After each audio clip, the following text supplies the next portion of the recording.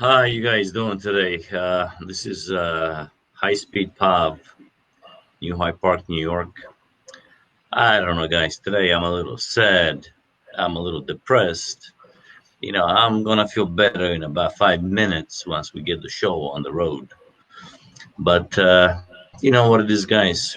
I tell you something. Most young guys, most of our friends, they don't remember Mr. Rodney Dangerfield. This guy was a classic. He was a favorite of mine. I used to cry on his shoulder every time I would feel depressed about my life. I would talk to Rodney and say, Rodney, he understood me. I understand him. So God rest his soul.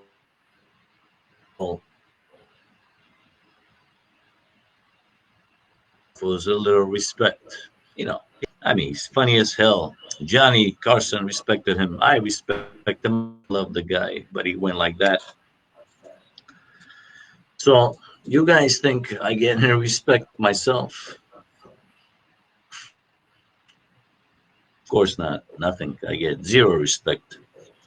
My dog comes and pisses on my leg. We got four of them.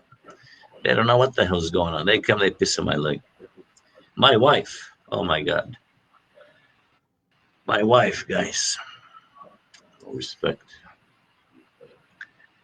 I say, honey, we worked hard today. What's for dinner? She says to me, always, I'll let you know tomorrow. I say, honey, I come to sleep hungry tonight. I lie down, I snuggle up next to her. You know what I'm saying, guys? I snuggle up and I go to bed hungry. And all of a sudden I go, I say, whoa, I say, honey,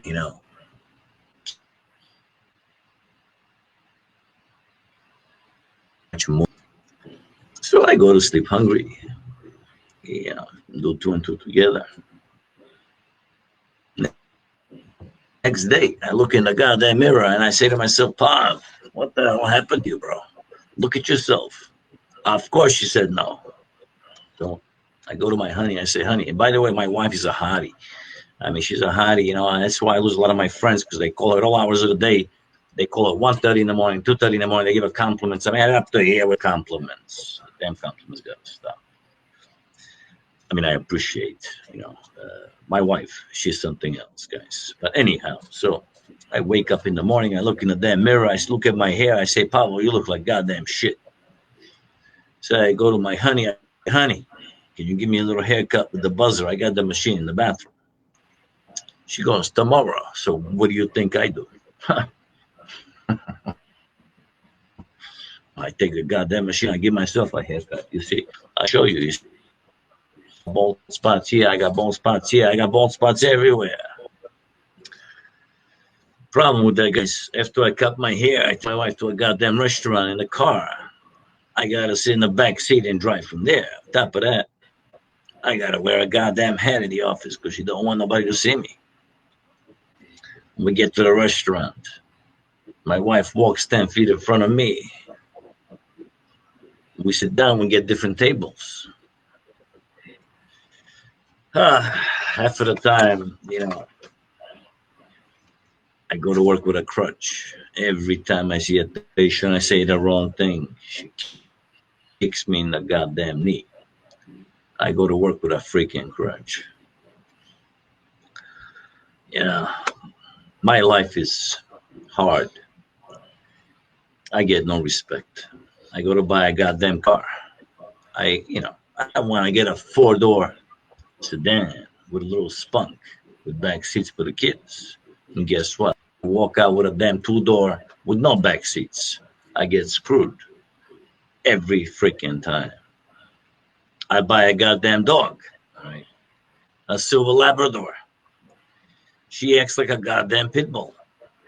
She almost ate our nanny twice. My life is not easy, guys. I get married to my beautiful, lovely wife, Karinka. I convinced and coerced her father to buy a beautiful boat, and we named her Big Bertha. My father-in-law's been trying to do me in for 12 years. 12 years. Plus 10, 2 plus 10. Every time we go on the goddamn boat, he says, Pavel, you're the helper. I say, yeah, I know, Dr. John. He says, go check the engines, check the generator. And then do me a favor. Touch those two things down there. I touch them, I get electric. So these days, as you guys all know, plagiarism is become very in style. Everybody's plagiarizing from everybody. So me personally, I steal a little bit from my hero, Rodney Dangerfield. I steal a little bit from the Hutchins twins, and I go, wow. In the Hutchins twins, those guys are hilarious. I tell you, thank God. I thank God every single day. I'm not running for president this year. Just not my time yet.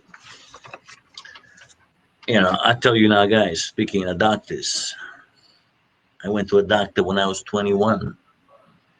Yeah, I went to a cardiologist. Age 20.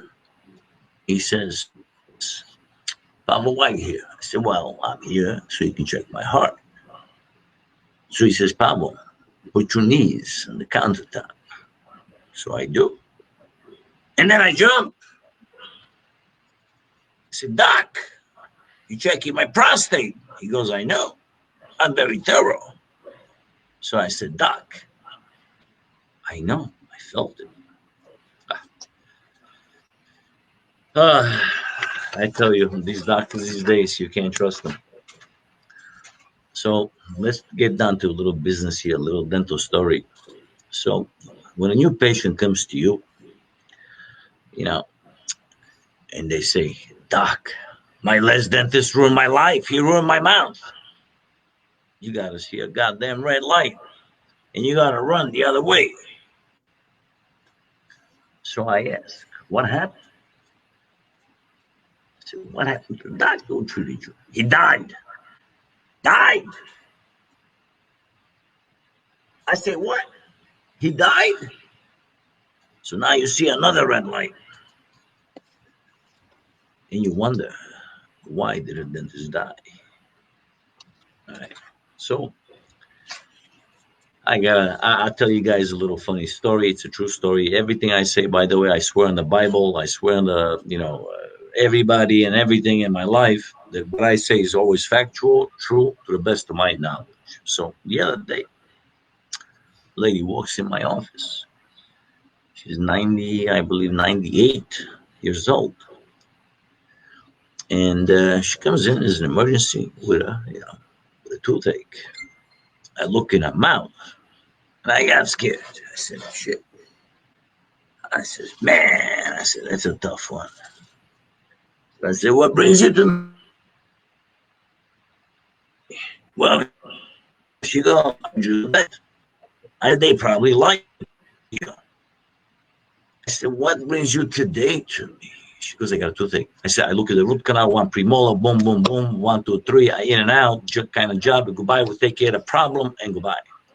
And then she says, but I want to stay with you. Now, I'm very loyal with that. When I get another doctor coming to my office, blah, blah, blah, I always send them back. I never try to steal a patient from another fellow colleague. It's just not my style. Never has been my style, never will be my style. Even when patients tell me, beg me to take, you know what? It's not my style. So I do the root canal in one visit. I believe it was about an hour because, guys, I'm very slow with my root canals. I mean, you guys are like these magicians. You do them in half an hour, but I'm slow. It takes me 3 hours to do a molar. It's my style. It's the way I work. So I take care of her. We sit down and we start talking. She says to me, you don't know what you're doing. I said, well, how so? So she says to me, my old dentist used to take 7 visits to do a root canal. That's the way they got to be done. So I say, really? And we get into the discussion about doing a root canal, 1 visit, 2 visits, 5 visits. So I said, next time you come, young lady, I will do the root canal in 12 visits. So the moral of the story, guys, is this: we as dentists, as doctors, we take a lot of abuse, we take a lot of pride in what we do. We we just love what we do, and that's why I'm wearing my glasses. And I want to put my reading glasses and get to the show here and introduce our speaker today. But bottom line is this, folks. We all have funny stories. We, as you guys know, have launched the Doctor's Comedy Channel. We want you to join us. Let's have some fun and share some funny stories. Some of them may not be funny at all, but at the end of the day, we're all going to learn, and we're all going to connect with our colleagues across the globe and become better clinicians, better role models, and take dentistry to a new height, to a new level, thanks to global summits and Shar for their wonderful efforts. And I'm proud to be here. And guys, let's get down to business. I'd like to introduce to you guys Dr. Irfan Abas, Master of Science. And today he's going to be talking about a very interesting topic called implant placement in the aesthetic zone, how to get predictable results. Now, this is a very interesting topic for me personally, because as you guys know, I've dedicated a substantial amount of time on the VGO system, which has applications in the posterior and the anterior. But my passion is for the anterior, for the aesthetic zone itself. So this is a very special topic for me personally. I hope you guys agree and enjoy the show. And now I'm going to read Dr. Abbas's resume and turn the podium over to him, and then I'll take off the silly glasses, all right? And by the way, I took some advice from Dr. Gomez and Dr. Keanu Shaw earlier today. They made a good point. I should back off on politics a little bit and focus on dentistry more. So, guys, I'll take you up on that. I'll stop the politics and let's have some fun. Global summits and share dentistry. All right. So now, guys, my glasses. Abbas, welcome to this show. This is a groundbreaking thing that we're doing across the globe with all of our colleagues. Okay, guys, so Dr. Irfan Abas has graduated in oral implantology and restorative dentistry in 2010 from the University of, I'll probably butcher this one up, Nijmegen.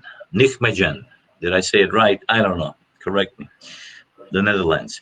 Besides prior practice near Amsterdam. Whoa, Amsterdam? Like are we talking like a little bit of that stuff? Whoa, I gotta come visit you one of these days. He is also an author and editor for the Dutch Dental Magazine. That's very admirable. And has published 9 articles. Man, I tell you, amazing. He is also a lecturer.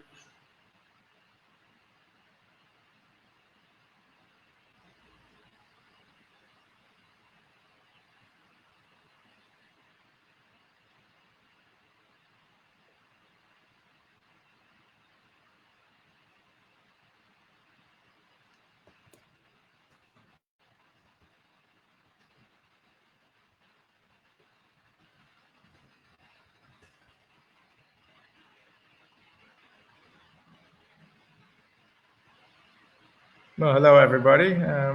I think Dr. Pavel lost his connection. I hope he will be back in a very short moment. Yeah, I think there is some connection issue with Dr. Pavel. There is some internet connection issue. You can probably go ahead with the presentation, Dr. That's good. Okay, good evening, everybody. Well, at least in Amsterdam, it's 8 p.m. already. But it's a global summit, so for some of you it's in the morning, and for some of you later at night.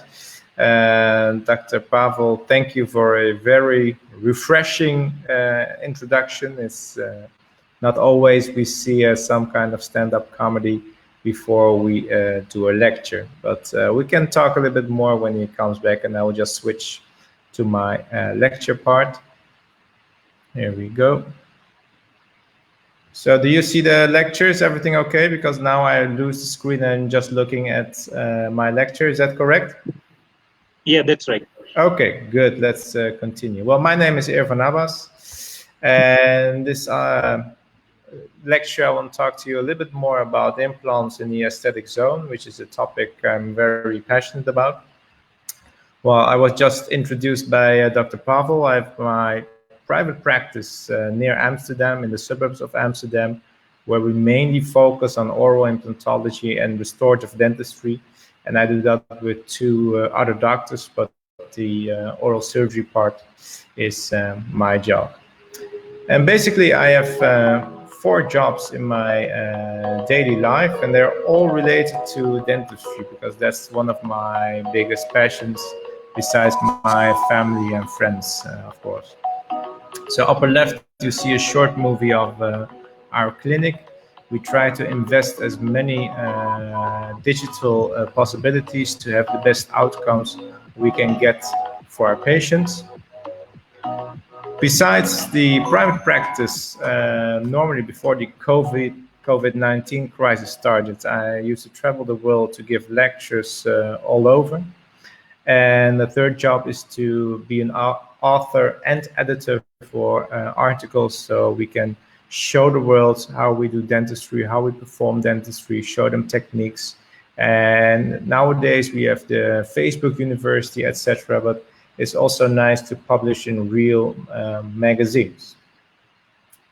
And since last year, this is something I'm really passionate about. I started my private implant academy. So we started with 8 students who all managed to graduate just before the crisis started. So they're all graduated. 8 full days of lectures and hands-on workshops to teach them everything I know there is on implant dentistry. And next year, in 2021, we hope to continue this again. So this is one of the main topics I want to talk to you about today, because when a patient comes in with a front tooth which has to go, I think many colleagues, they immediately start thinking on how should they place the implant, at which location, how they're just immediately starting about this, thinking to start about the surgery. And I think it's very important that we take just one little step back and take a look at the figure on the left, which is very important to get to predictable results when you do implants in the aesthetic zone. Because if you do make a mistake, it will be visible for every smile the patient makes. So first of all, I think it's very important that you know everything there is to know about your own dental implant system. So I'm not here to propagate one implant system over another. You can use whatever implant system you want, but you need to know everything about your implant system, the drillings, the drills, the way you can get your best initial stability. Should you go 1, 2, or 2-stage? And then the planning is very important. I think a 3-dimensional planning in this digital era we live now is very important, because we need to think 3-dimensionally. And we're always looking at pictures, but with the application of CBCT, we can really plan how we want to place our implant. And of course, the location of the implant is very important. Not only at which tooth numbers we should place our implant, but at the location in the alveolar crest after an extraction, at which place, more to the buccal, labial, mesial, distal, are we placing our implant. Timing is the last one, because we should know at which moment in time are we placing our implant after we did our planning. Should we extract and place an implant immediately, or should we remove and let the site heal and go in for a later surgery? If we take all those things into account, we can continue to the surgery part, and then the surgery part isn't that difficult anymore. The surgical part is just a trick we can all learn by doing. And let's not forget the temporary and the prosthetics. When I was in postgraduate, one of my teachers always said, it's not a temporary crown, it's a transitional crown. You need the transitional crown to transition the soft tissue in the correct position, and then we can go to the final prosthetics and to give somebody a nice smile. So let's talk a little bit more about the timing of implantology, because when the patient comes in, they want to know what you're going to do. Are we doing an immediate delayed, or 3 months after extraction going for the delayed approach? So in my private practice, I would always aim for immediate, but the prerequisite to place an implant immediately is, of course, can we get initial stability? because we need to know what the bone is going to do. We can always get initial stability if we place the implant in the middle of the alveolar socket. But when we get the bone resorption, we will have bone loss and your threads will be exposed and you'll get a aesthetic failure on your hands. So we need to choose properly. So why is extraction so important, and what really happens? Well, I think we all know the studies of Professor Araújo, that's the guy on the left, who did some amazing studies on the resorption process. And when we take a look at these pictures, and I think these pictures are one of the most shown pictures in lectures of many, many surgeons, is the bone resorption schedule in 1 to 8 weeks in dogs. So mainly the buccal bone will resorb in a horizontal manner and a vertical manner into 2 months. And this can be quite up to 40%. So we should try to do something to counteract.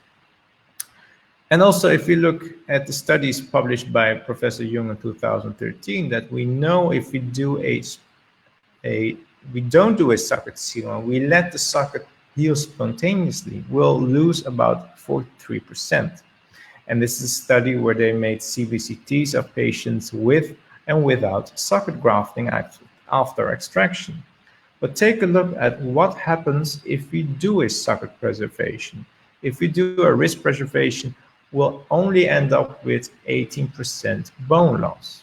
Well, that's a big difference. If you have a soft tissue which will go back only 17%, that might not be so visible when somebody smiles. But if you lose up to 43% of the soft tissue in vertical and horizontal manner, when they smile, and even though you make your best aesthetic white crown, the soft tissue will not be there, and people will see something is off in their smile, and that could be a reason for someone to have less self-confidence when they're smiling, because we want everybody to smile with full confidence. So the basic question is, can we take the risk of the left side, or should we always aim for the right side? Well, although the right side is always ideal, it's not something we can always get there, because sometimes patient already comes into our office when the tooth has been extracted. So I always say, well, yes, I can take the risk, but it's not so fun for the patient. Because if we have the situation on the left, patient comes in, had a Maryland bridge for many, many years, the Maryland bridge goes off, and the dentist and the patient wants now a more predictable solution on the long term, and she opted for a implant retained crown. To get to the situation on the right, well, it looks quite okay, but it took me around 3 surgeries to get to this situation. And of course, I love to go to this situation, but if we can avoid 3 surgeries and we can do everything in 1 surgery, isn't that the best outcome for our patients? And isn't that also very satisfying for us doctors when a patient comes in our office with a tooth, and we give our patient the bad news, your tooth has to go. But wait, here's the good news. I might probably take out your tooth, place an implant, do a bone graft, place a temporary crown, so you will go out of my office with a fixed transitional crown. And then later on, we will transition it to a permanent crown. So to do all these things, I think it's very important that we need to think of a 5D implant placement. And it's something I borrowed from my good friend, Dr. Sam Omar from Egypt. And I modified a little bit because we need to think about our implant placements in 5D. And 5D means, of course, we have the 3D, but we added a few things. First of all, the implant should be in the correct position, mesial distally, of course. We should not tilt our implants too much to the distal, too much to the mesial. And one trick I always do is after the initial drill, I make an X-ray with the initial drill in, and I want to see if I'm going in the right direction, because I'm not standing 100% at the correct position behind my patient. So that's very important. Facial oral, we can see from the mouth. The third one is the depth of the implant. How do we choose the length of our implant? Well, if a tooth is out, or a tooth has to be taken out, I will choose up to the longest diameter, longest implant possible, up to the anatomical structures. And that's why these are very important. The anatomical structures are very limiting for our surgery, of course. And in the aesthetic zone, in the maxillary aesthetic zone, we of course have our nasal palatine canal, which we always should try to avoid. We have the bottom of the nose. If we take too long of implants, we will perforate the nose part. But we also have number 4 and 5.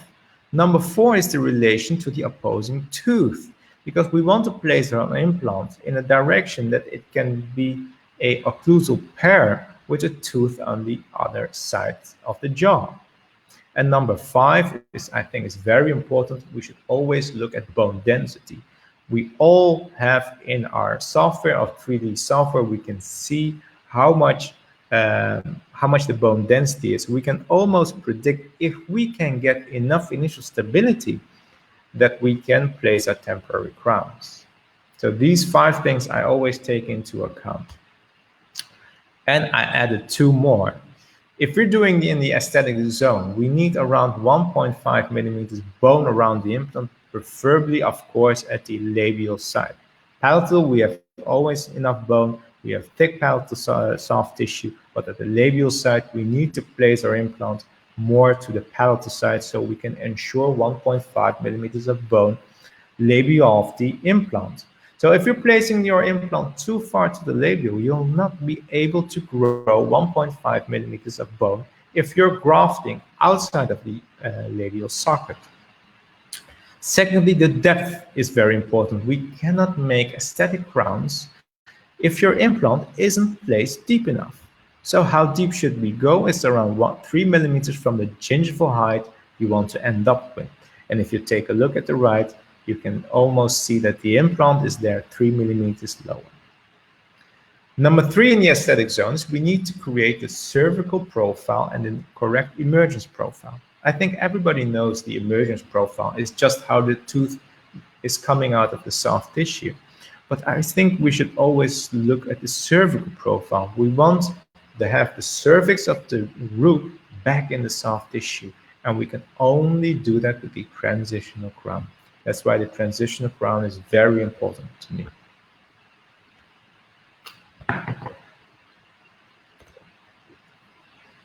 And this is then eventually the end result. We ended up with this case, and this was quite a demanding case because she was not a dentist, but her husband was a dentist, and he told me if she has no papillas, we'll have trouble. But eventually he was happy with the result. So let's do one case when a patient comes in, how we should assess this case with all the difficulties, and if we should go for an immediate approach, delayed approach, or an immediate delayed approach. Well, if a lady comes in like this, we have 2 red flags here that we should be very cautious on how we should place our implant in this matter. One, of course, is her gummy smell. If we make any mistake, she will show this for the rest of her life. It's a female patient, so even more dangerous. So we need to keep everything in mind to get to a good result. The second red flag is this patient is a lawyer. So I don't know how that is in the United States, but in Europe, we have lawyers who can write very nasty letters. So we try to do our utmost best if a patient comes in with this specific job. Secondly, she has a old porcelain fused metal crown, which came loose. There's also a fistula on the buccal sides. Her own dentist referred the patient to me to do my best to get a good result for this patient. Well, the patient was actually very anxious because she had this accident in the past and she really didn't want to get an implant, but she knew this time she needs to get the implant. So if we take a look at the x-rays, you can see that the tooth has migrated more to the distal. It's a little bit close to the lateral incisor. In Europe, we call that number 2-2. But we see also there's some bone more apical and coronal of the root. So I might get my initial stability there. So is this information for me enough to do this case immediate? I don't think so. I don't do immediate implant placement without a CBCT. This is very important for me. So let's take a look at the CBCT. Well, it's a very high quality CBCT, even though she has a metal crown in there. The scattering isn't that much, but we see there's still a labial, a bone plate. We have a root, but there's also a fistula on the labial side. So this would not be a case which would be ideal for me to do with a socket shield or partial extraction therapy. So this tooth has to, for me, come out fully. But what I also see is that there might be enough bone around the crown so I can do an immediate implant placement. So some colleagues, I'd see them take a 3D and then they just take some measurements. I say, oh, well, we have 15 millimeters and here I have enough. Well, this is dentistry and this is three-dimensional. Your implant isn't just a line. Your implant is a three-dimensional screw, which has to go in the correct place. So I never drew lines. I always take in the software, I place my implant virtually and I check every direction. So in the middle section of the picture, you can see that the implant needs to be tilted more to the mesial part to get my initial stability. I cannot go distally because then I will go too close to the lateral incisor. If you take a look at the occlusal plane picture, you can see that she has a very massive nasopalatine canal, but I can get my implant a little bit away from the nasopalatine canal and still be 1.5 millimeters more palatal of the labial bone. And in this case, I might get enough initial stability. So beforehand, we know which implant I want to place. And this is, again, a very important picture. Can we get enough stability? Well, I know from the literature we know, and from my personal experience, I know that I need around 5 millimeters of bone to get enough stability from my implant. And if you place my implant in this direction, I know I can do still a screw-retained provisional screw-retained crown, and I'm more than 1.5 millimeters palatal of the labial bone plate. So I can do a small bone graft just in between the soft tissue and the implant to get enough bone there in the long term. So this is the planning and preparation part. We take models, and in this case, I have a reference too. So let me be honest, this is a more older case. Nowadays, I also use, of course, the STL and the guided surgery part, but I try to show this case more often because this is a case done a little bit longer ago. So we also have the post-operative 2 years, post-operative 3 years, post-operative X-rays at this time. But for me, it's also very important that it's not a necessity to go fully digital. You can do with a CBCT and analog, but nowadays in my private practice, I do things more digital. So this is our place. We want to place our implant, and you should really assess the right picture, because this is what we're looking at after we remove the tooth. We should think of where we want to drill to get our implant in this position. So let's go to our treatment. The first thing I do, upper left picture, is make an incision in the soft tissue, because when we're slowly trying to get out this front tooth, it might rupture the gingiva a little bit, and I really don't want to end up with a recession in this part. So then I go for an atraumatic removal of the tooth, and after that has been done, you can still see there's a small rupture of the gingiva, so I did not do a perfect job. I did my best, of course. And then I have my reference tooth. This is not a guide. We're not doing this case guided. We're doing this case free-handed, but it's a reference. So after every drill, I'm going to place back this reference tooth to see if I'm still ending up in the correct direction and if I'm ending up with a screw-retained provisional. So after removing the tooth, it's so important, first of all, clean the socket. Clean the socket extensively, that is fully clean. If we have any granulation tissue there, if you have inflammation tissue, that might affect the healing of our implant, that might affect the healing of our bone particles. Secondly, this is the picture we're going to start to drill with. I always drill with a lance drill. A lance drill is a very pointy drill that will not walk away during this implant placement. But it's very important to know exactly where you want to drill your first drill. So let me tell you how I do this. If we're drilling in the middle of the socket, your implant will just move to the labial part and you will end up with a failure. We need to go deep in the palatine wall. So if I try to go in a 90 degrees direction against the palatal wall, and the measurement I did on my CBCT on which depth I start drilling, and there we go with a 90 degree with the lance drill, and once we're in the palatal wall, we counteract our direction more to the palatal part. And that looks like this. If you're ending up any more to the labial part, your whole implant will move to the labial part and then will end up with a failure. So this is exactly where I'm now at the 3D figure. Here is exactly where I'm drilling to get my implant in the correct position. So I think this is one of the most important pictures I can show you today on immediate implant placement. After that, we're drilling. You can use Versa drills. I really like the Versa drills because they can counteract. And if you have a more soft bone, if the bone density isn't that hard, but you still want to get your initial stability on a high initial stability, you can use the denser drills to densify your socket a little bit. It's not a necessity. It will help our surgery. And again, with every drill, we want to have the correct direction. As you can see on the picture to the left, remember the root was going to the lateral. So if I'm following the root of the tooth that had been extracted, I would end up too close to the lateral. But I want to really go to the mesial palatal side to get my implant. And you see the space around this, from the soft tissue to the drill. That's the space I want to place my bone grafts in. And this is after my last drill. You can see my osteotomy is in a total different direction than where the root of the crown, where the root of the tooth was, which I had extracted.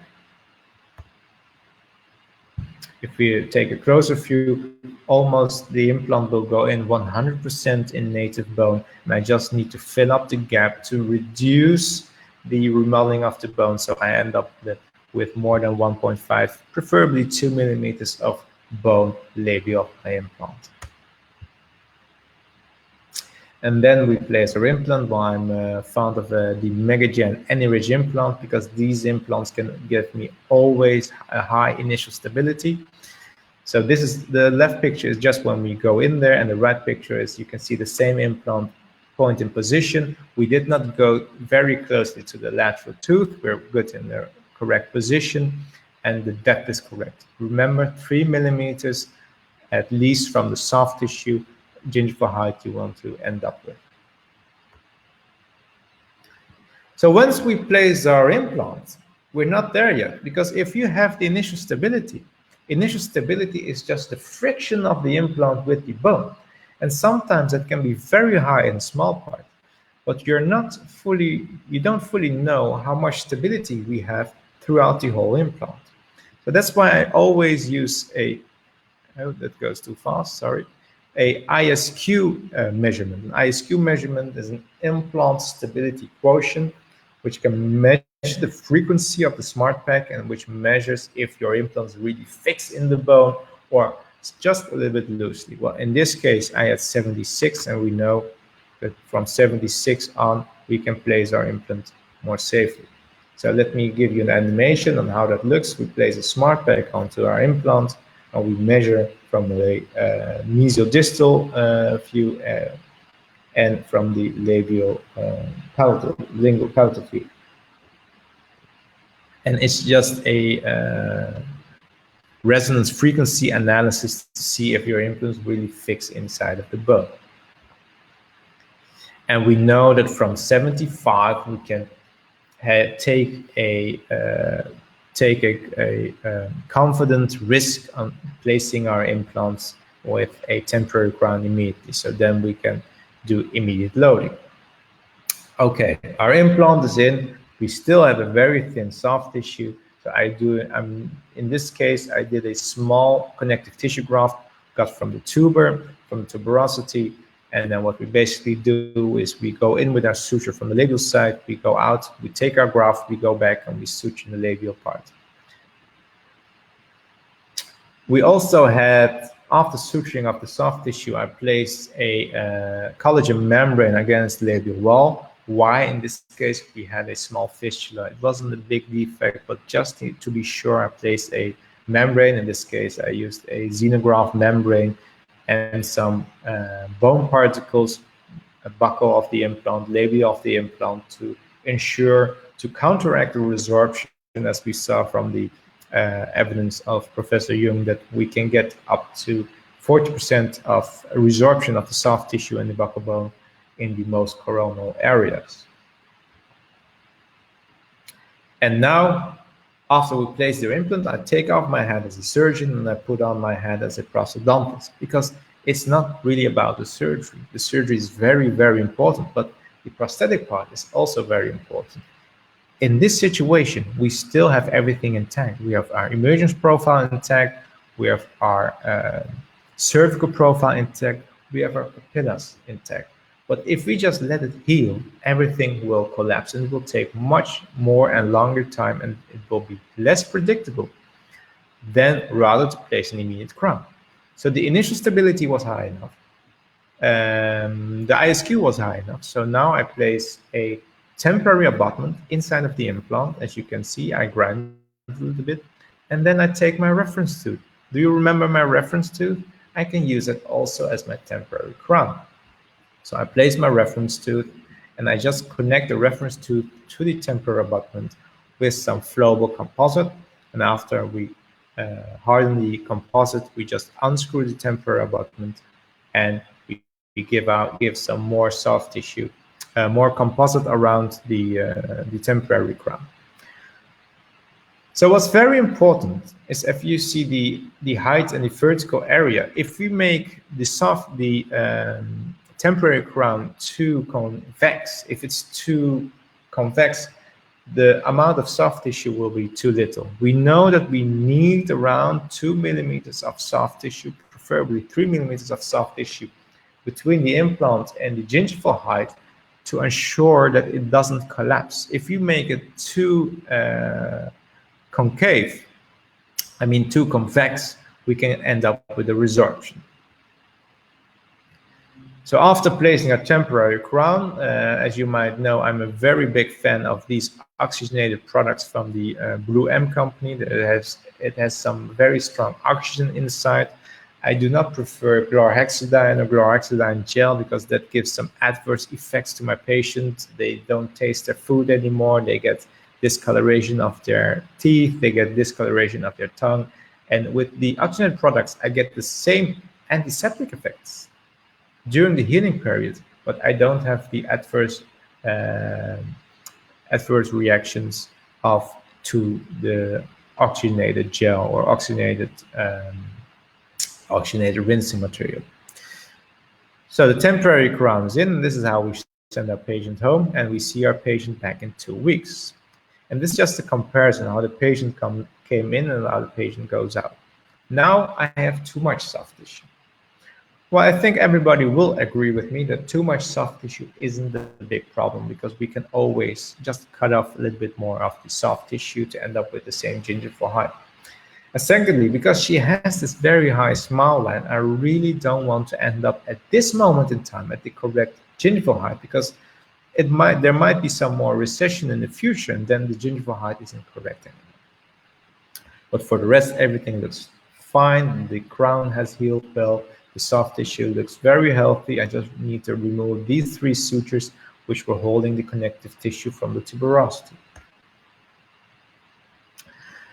How long do we wait? We need to wait for the bone graft. Guided bone regeneration takes around 4 months to complete, and in those 4 months I don't touch the temporary crown unless it's loose. Of course, then we have to do something, but in this situation it was still in the okay. So after 4 months, the patient comes back to me, and then we can take a check X-ray to see if everything is okay, which looks good. And now we can go to the impression part. As you can see, we don't need partial extraction therapy always to end up with the same bulkiness of the soft tissue when we remove a tooth. But it's just placing our implant in the correct position, doing the bone graft, doing a connective tissue graft to ensure we have the same amount of soft tissue. So now we can make an impression. This is our frontal view without the temporary crown. Of course, the distal papilla isn't there as high as the papilla under between the 1-1 and the 1-2. But remember your beginning situation. Now, it's always almost impossible to get a better result with the papillas than the initial situation. And the initial situation, the temporary, the distal papilla was already a little bit retracted, and I think we're exactly at the same spot as we were. So then our dental technician, who was a master technician, made a crown portion fused to metal, and you can see I can just almost do it screw retain, because we can use a angulated screw channel access, because we can use a screw which we can torque at a small angulation around 20 degrees, so we still can get a screw retained crown. So some people say, why did you use a titanium abutment on this side? Because one of the reasons was, of course, we need to angulate the screw channel. We need to go with a titanium abutment. But does it really matter? I think in this situation, no. Again, if we place our implant 1.5 to 2 millimeters more to the palatal side, if we have more than 2 millimeters soft tissue above our implant, then the titanium will be blocked by the soft tissue. So if you look at this picture, there's absolutely nothing wrong with the soft tissue. So this is at the placement of our implant, we still have a little bit too much soft tissue, but the gingival heights have almost leveled up at the same direction as we started before. But this is just a placement. We need to wait 1, 2, 3, 4 more years to see where we finally end up. But remember the initial situation, the mesial and distal papilla are in the same, but where did the discoloration go? Again, this picture shows the discoloration came fully from the dark crown, from the dark roots of the tooth, which has discolored throughout the years. And when we remove the tooth, place the implant in the correct position, do a connective tissue graft, do a bone graft, we end up with a very nice, healthy soft tissue, and we don't have the discoloration anymore. Remember the very dark root we had.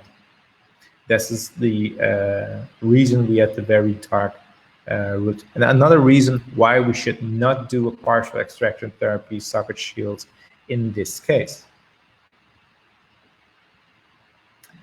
And this is then after 1 year, we have the correct emergence profile and cervical profile of the tooth.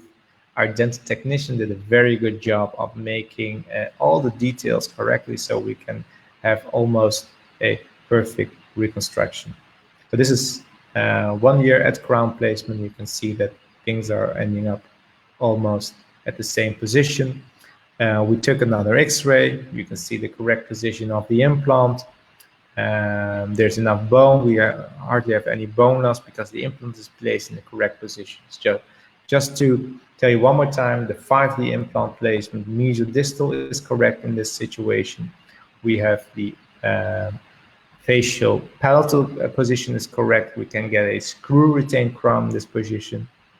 The depth and to the other anatomical structures is okay. We're away from the nasopalatine canal. We're away from the bottom of the nose. And we took in consideration the tooth in the lower part, and of course the bone density. Remember, I used the denser drills to densify the bone a little bit more to get high initial stability and high ISQ value. So our patient has a very nice smile. And I hope you enjoyed this small lecture on how I do immediate implant placement. And if there are any questions, now we can go back to our colleagues. So if you have any questions, you can always send me an email to irfan.abas@gmail.com.